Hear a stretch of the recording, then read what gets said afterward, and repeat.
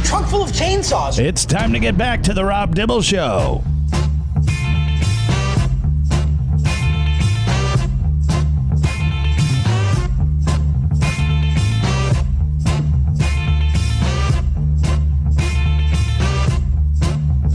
Back on the Rob Dibble Show with Ben Darnell in your afternoon drive.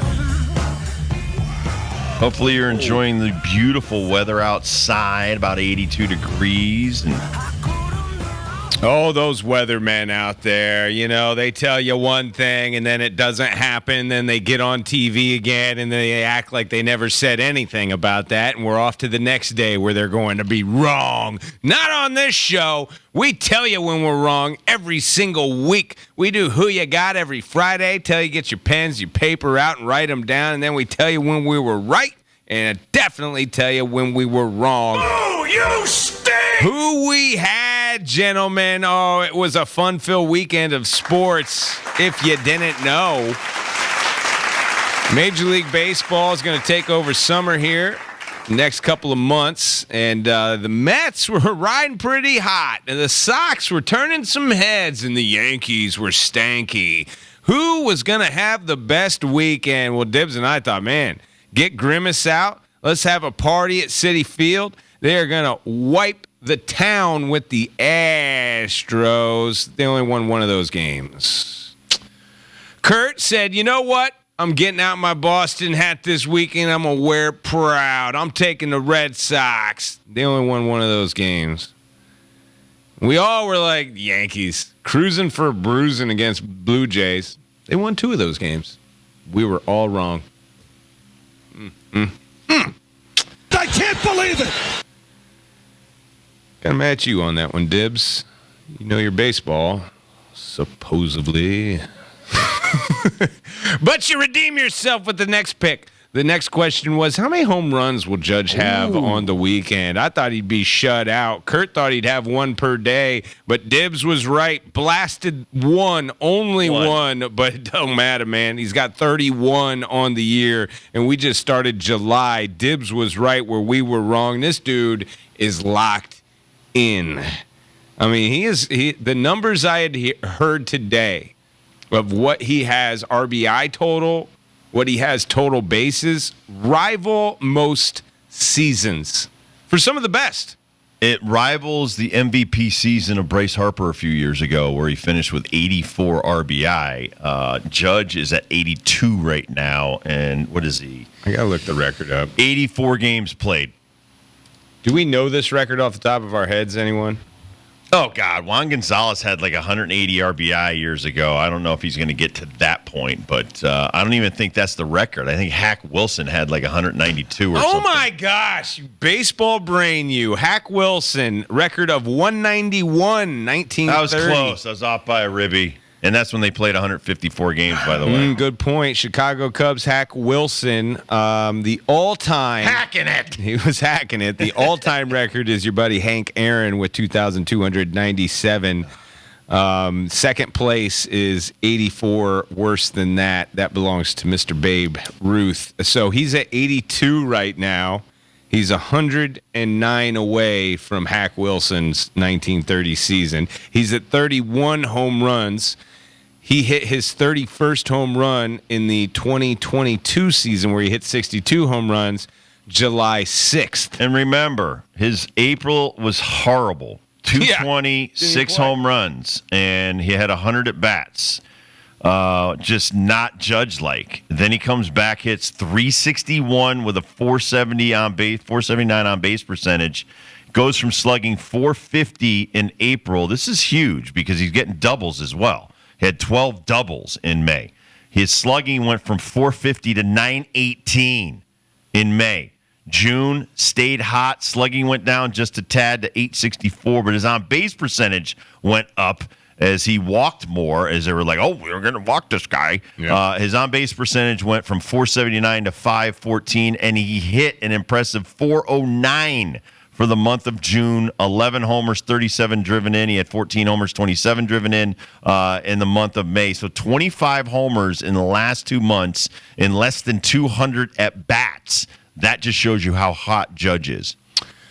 So you redeem our group with picking the right number of home runs for Judge, but everyone should know, if you've listened to who you got over the years on the Rob Dibble Show, no one knows soccer quite like Dibble, Kurt, and Darnell. We got every single pick right from the UEFA. I said, give me some winners. You guys provided some winners. I had the Germans going off on Saturday. The Germans looked really good. Why did you do that? Why? Because I like the Germans. I'm trying to get that. I just think that was a 2-0, right? That was a 2-0 score on Saturday. Sunday was all about you fellas.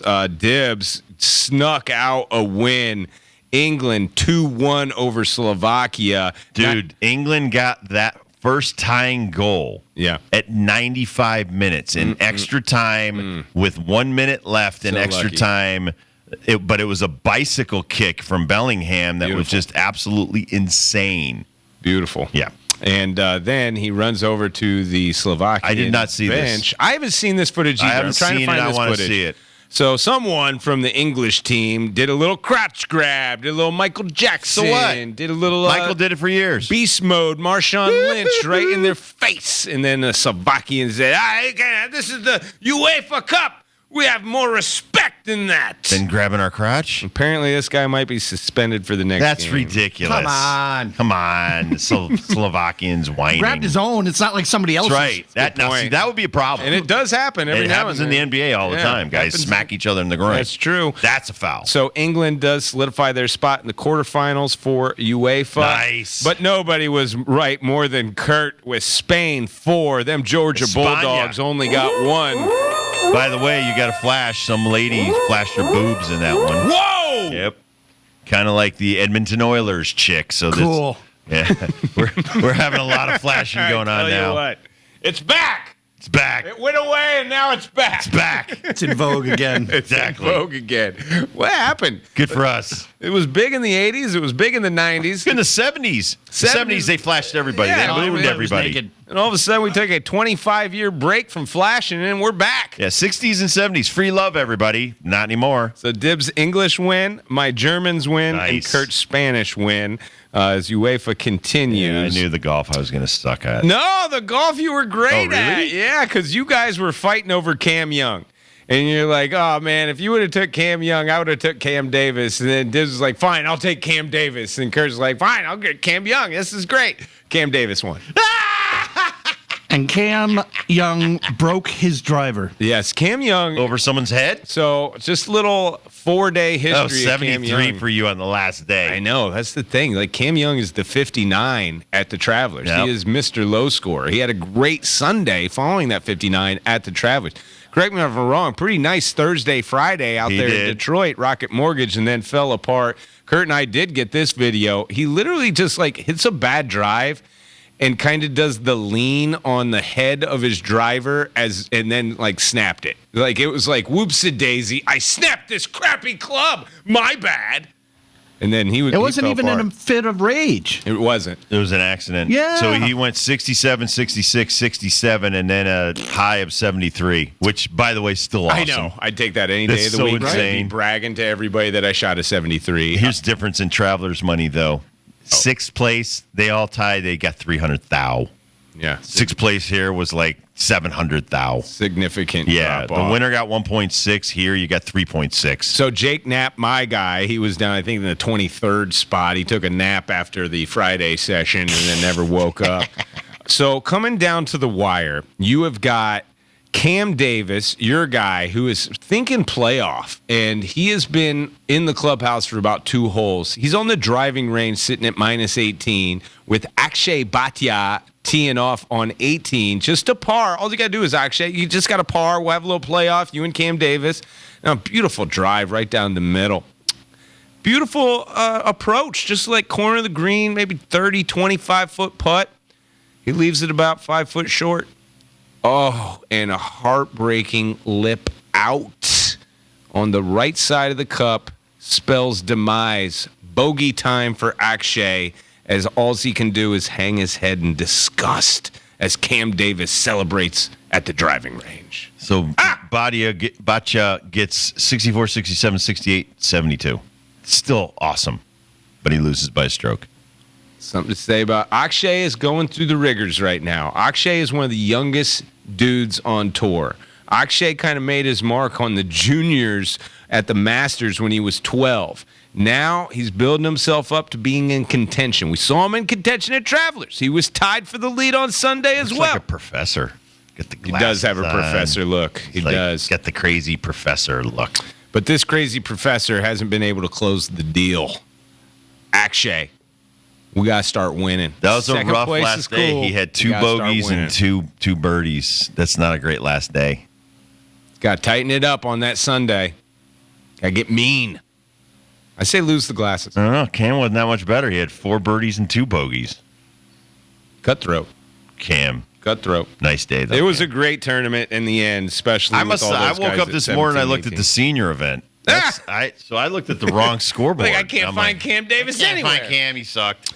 By the way, a pretty good senior event over there in Nice. Newport, Rhode Island. Thanks for picking Cam Young, making me go to Davis. Well, that's what I do is make people look good. There you go. I can't believe we got another win. good setup guy. Yeah. I think that's the 3rd PGA win. First PGA win not being Scotty Scheffler for the group.